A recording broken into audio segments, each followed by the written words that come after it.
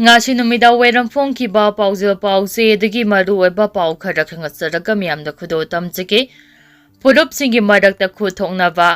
Naga singda attack satharakliba se Kuki homeland samba yananabani IM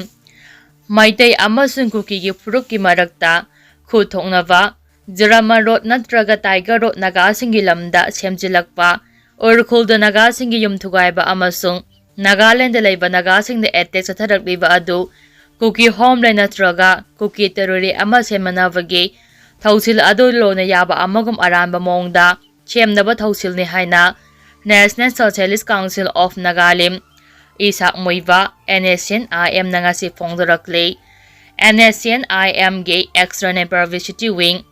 EPW na thadorakpa cheolda hai Manipur amasung Nagaland hauji oiriba phibam adu interstate terrorism amani loina geopolitical gi thausil amasu oiri India lengang na akhanaba thausil amage makhada kuki singbo sijinari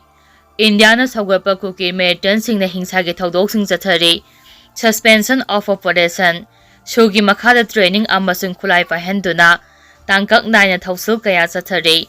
kuki singbo victim ama oina project obagal loina atopa maikai amada punana bahonari chathariba politics adu aronba oina lairiba yeknaba singi political agenda adu asumbo oina uhanaba honavani Maduna Manipur da Meitei amasung Kuki purup ki marakta kanglop ki irang thoali Madu da natana Jarman road natraga Tiger road Naga gi lamda semjilakpaga loinana Naga singi yumai thaba amadi thugaibagi thong sing chatharakli Madu da natana Nagaland laiba Naga sing dasu attack chatharakliba adu Kuki homeland mamphang na hanaba thausil amani India gi geopolitics ase malem gi thakta asoba prayer ama oina songthorakle makhogi manglan adu mangphang na hanabagi damak Indo-Pacific Rimland Nicholas Zone Spyman gi influence hengalhalli adum oina makhoida chaba thongna adu dileite Spyman haibaduna Rimland bo control tongna bahonai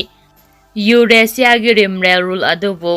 malem gi oiba panthumpham ama oina control tongna bahonai India gi geopolitics adu yengsiningai oiba amadi loisimba ngamba mathau tai geopolitics ke framework aduna malem gi oiba shakti singbu lanyanam thabangam loi maram aduna adugumba rim Indo Pacific region na chathariba thawong sing adu yengsimba mathau tabaga loinana geopolitics ke meyeng aduk maikai kaya thokna khaidoktuna yenglapa mathau tagani India gi mangakanba geopolitics ke apamba aduna Hindu nationalist natraga Rashtriya Shayam Sebakta mathau habli loina tungan by agency amasung military singdasu pungning thogatli NSCN-IM na makhata na phongdorakhibada rim geopolitics Indian Ocean amasung Brahma housing na Myanmar haina maming olaba leba adu yauna awonba ama sub Himalayan region da thuanbaga loina Kuki homeland natraga Kuki sat ama semba haibadu India gi geopolitics ki oiba miyeng amani Ek is amasung Kaladan project na West Bengal dagi Myanmar gi Chin state samna handuna military operations athana bahonari hauji Manipur amasung Mizoram yaungna Myanmar gi Chin state ta Indian Ocean fautuna thabok tongna bahonari India gi geopolitics region asida atopa foreign lebak singna miyeng sanghanduna semdok semjin tongna bahona bagalonana yengnaba singa lautuna duna thong kaya chathari India gi puari amasung yomrona riba lebak singa lainariba marida ahongba kaya urakle India gi geopolitics strategy achina makhogi sakti apambagi mathau adu takle security gi miyeng amasung suna bamongda thabo paikhatuna pamleba strategic alliance semduna maning tambagi lalho amaleba asigi akoibada sagalakle India gi geopolitics asina Naga singbu mache tana thugaina bahonare Maduda natana Nagalim territory busu khaidokuna thamana bahonare Government of India amasung suspension of operation lairiba Kuki singna atemba agreement ama sign tawnaduna process war chathari thausil adugi makhada Kuki singbo khulai pahenduna ngamkhaida terrorist ki thabakaya chathahalle Kimrion gamanana Kuki terrorist singbo India gi ngamkhai manungda pija pithak tawduna training piri aduga Myanmargi pro-democracy People's Defense Force khusam awanba ama puraknaba honari masimak munna yenglabadi natraga hairabadi kuki homeland natraga kuki isat ama semanaba pak sawam miyeng amani Myanmargi Chin Hills tagi British loiram lengang leba asida pusilakki aduga nangmay pahendu na Naga singi lamda kundahalli loinyo na Naga singi lamda buffer zone laheli kuki singa si alien refugee singni makoy nga si di India gi phibanungda masana yana satrangi khomi oijare maduna aroibada makoygi oina khudong chaba phangani haina pari Indo-Naga political peace process kumsing lising masama pamogdraga tariki August amadagi hauduna chatharakli India gi haukraba amasung hauju oiriba lusingba sing Prime Minister PB Narasimha Rao Devi Gowda IK Gujaral Atal Bihari Vajpayee Manmohan Singh Narendra Modi na singba miyeng sanba lusingba singna thawsal kaya paikhalakli madugi mathang athengbada Rajesh Pairot yahanduna warep sing lauri NSCN-IM gi General Secretary Ato Kilonsar amasung Chief Political Negotiator TS Muibagi oinadi singthaningai oiba khongthang amada changsimba ngamlakli kumsing lising aniga subna ani amasung kumsing lising aniga subna taraga mangagi August ahumda mathang sitna Amsterdam Joint Communique amadi Framework Agreement sign tawnakhre haina su phongdorakli makhatarapa pauda kuki purup external power singna third factor oina sijinaduna lakli British colonial power singna kuki ichil inaw singbo third factor oina sijinaduna Naga singi resilient deal tohalami Housingna anoba colonial power haibadi Union of India na amok kuki singbo Nagagi resilient deal tongnaba sijinari adubo Naga singna makogi territorial ngaknaba khongpham chena leptuna leiri hai laikhigani hana government of the People's Republic of Nagaland GPRN NSCN-IM gi steering committee gi executive member Stanhope Barahana Fongdokhre mahakna hai hengalakliba Naga singi core issue sing domestic law and order the game haujikti territorial gi zainaba sina asoba issue ama oirakli hauji thogliba charangnaba ase Naga gi external land singda infiltration tawbadagi tholakpani hairaduna government of India na Naga gi oiba political nature asima sakhangladuna administrative amasung military measures singi wangbada conversation pangthokuna lakli haujik thogliba unresolved unrest asigi haurakfamde Naga miyam amasung Union of India gi marakta lairiba territorial dispute asini haiki region asida lairiba inter-ethnic dynamic complex sing paladuna mahakna hai colonial history amasung modern day da thogliba complex ase parallel oina yengfam thoi maramde kuki community ase external power singna matam kuinadagi third factor oina sijinaduna lakli haiki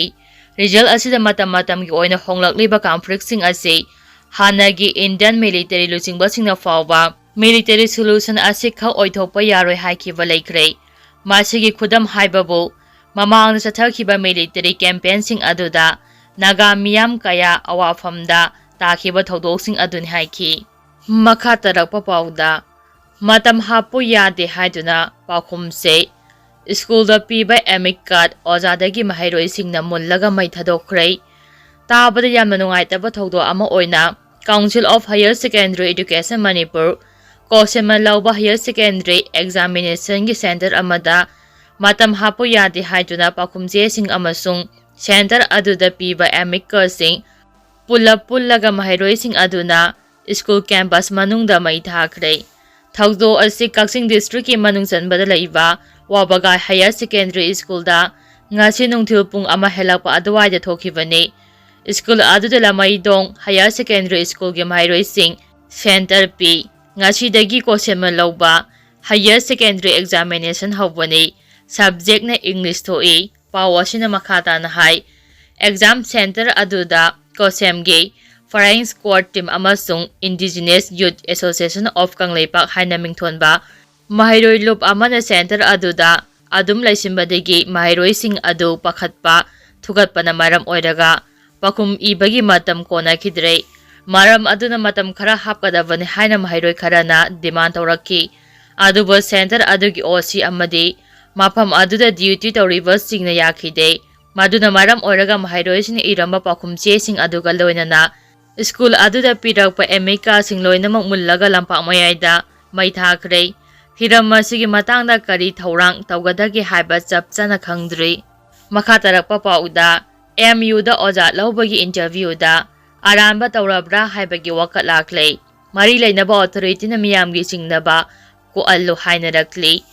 Manipur gi khwaidagi awangba thaki mahai tampham sang oiriba Manipur University gi oja lawbagi hauzik chathariba interview gi proceeding kharada aramba tawrabra haibagi wakat kaya marum lakle University asigi tunga department singi hangduna lairiba associate professor amadi professor sing launganabagi damak mangjawnana notification thokibaga loinana sahi asigi January 3 notice thoktuna chaliba tha asigi 12 degi interview gi matam lepki asumna University asigi School of Social Science ki makhada lairiba Department of Sociology gi su professor amma anrijab ki sitta laungnabagi damak tha asigi 13 gi ayupung 10 da interview tawgani hana notice thokibani hiram asigi matangda press lakpa wakat amagi matung inna sociology department gi oina anirjab chitta professor ama laungnabagi dama screening committee na candidate ani khangat ki haire adobe interview numit asida candidate ama masala khide madugi mahuta candidate adobo online gi khuthangda oina interview asi yawnganaba authority gi makedegi web link thaki haire adobo link thariba matamadu khuyoman ki bana candidate adu yawkhidabani haire masina maram oiraga professor gi post asigi dama candidate amakhaktama physical interview phamki adobo hawkhiba kumjalising anige subna kun mangai October thada handaki thawdo asiga manaba maungda department asima ki professor gi post ama launaba interview gi matam leplabaso candidate ama lakpagi khudong sabada leire haina wakalakpadagi interview adu matam kaktana yethokhibani haire handaki matang asidasu candidate amakaktamak lakpada mamangi adugumna interview yethopagi mahutta lautuna bamanba maungda interview pangthokpa asi mari leinaba authority na leiba myam khangna singdo haningi haire wakat asigi matangda university gi authority da kari leibagi haiba adu khangdoknaba register da telephone kayarak hana tawrabasu paikhalaktabana maram oiraga pau phongnaba ngamkhide tungi yumbi oigadariba mahairoi singbu tapi tambigadariba oja lawbagi thabaksing asidati aramba minamba yawduna pangtho haningi loinina mari leinaba singnasu hiram asida mieng changbiduna achumba asengba adu puthokpiduna miyamna leiriba chamamnaba asi honabagi tangai fadaba leire makha tarakpa pauda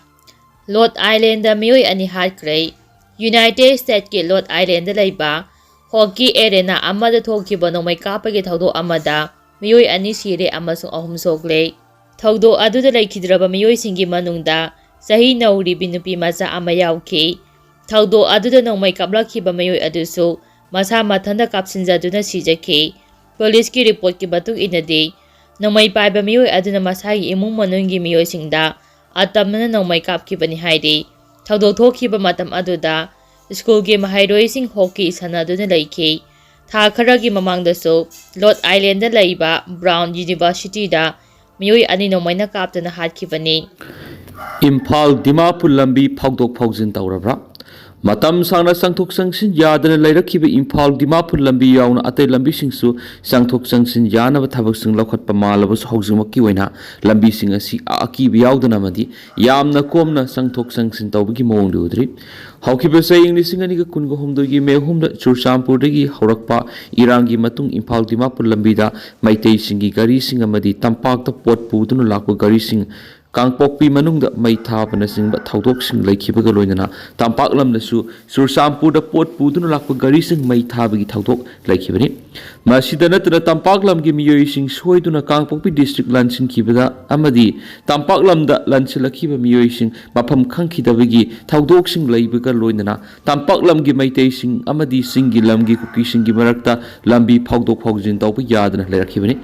Handak the Waikem Sana Lusingba, popular government Lakraba Matunda, Home Gitabak Pugani Hainari, Cabinet Minister, Gobidas Kontauzamna, Impal Dimapur Lambi, Meitei driver sing, Gari Tauduna, Satpahore, Haikibene. Panbay Abadi, how keep us saying listening to Kungamagi Mars Nippon, Union Home Minister Amit Sana, Impal Dimapur Lambi Yauna Manipurgi, Lambi Punamak Tuan ba. Furup singi miyoising apan balaitana satok sintawi yahalagani haina fongtokibane adaba Union Home Minister gi wapam amadi instruction adudi thabak oina pangthokpam kidi amaromda state asigi miyamgi hingnabagi lambi oiriba NS02 Imphal Dimapur lambi da kangluk khudima suna satpi yabagi phibam oihalaknaba thabak kana lokhatpa leirabasu isingda singnabagi phibam da leiri pawgi likhun sing hai NH2 Kangpokpi district ki manung sanba gamgi phai area da kuki sing asat awok sek tawduna Meitei sing satpa thinglamba dudi haujikti leithri gamgi phai area da asat awok sek tawduna Meitei sing satpa thinglamba dudi hanadagi Lauthokibagi mathak the Minister Yumnam Kemzana Lusingba Lengak Lakpadi Amuk Hena Asigumba Sadok Sinda Atingma Pibigi Tabak Taudanava Akan Matabak Lokot Pigi Pum the lady Wapamana Se Minister Yumnam Kemsan Lengakta Kangpopi District Maru Oina National Highway 02 Lambi Paringi Nagget the lady CSO Singamadi Arm Group Singna Thazava Thambaga Loina Matam Kredi Anoba Lenga Shina Kari Toropagi have the gang boina Matam Kredi Kanamata Karimata Taudanava Akan Wapam Tamnari Haina Paladuna Pogil Kunsingahai Wapamasimak Suspension of Operations Su Group Amadi Nansu Group Singa Maratus Pau Paunaduna Bab Tanaba Amadi lady Hanasu Minister Oiduna Lakiba Kangpopi Assembly Constituency ki MLA Nemsa Kipgenda Deputy Minister ki post Pikiba Sinasu Asigumba Bab Tanabigi Pibam Laknabigi Maram Oidi have Wapam Pawgi Lekun Singasina Tamnakpagaloina Committee on Tribal Unity Kotu KSO Kangpopi Kokian P. Kangpopi na singba civil society organization singa sisu State Minister Yumnam Kemsan Langana Kari Toropagi Habitu Matam Kra Yang Boina Matam Kradi Wangang den Laki Gadari Hari National Highway 02 da Siguma Piba Masi Langnaba Government of India Masum Manipur Government ka suspension of operations Su Sign Taunariba Armed Group Amadi Su Sign Taunaba the Yaudaba Armed Group Singi Maraktasu Yam Nakana Tabak Lokapigi Wapam Lady Masigaloina Matam Kradi Public na Mass on Rally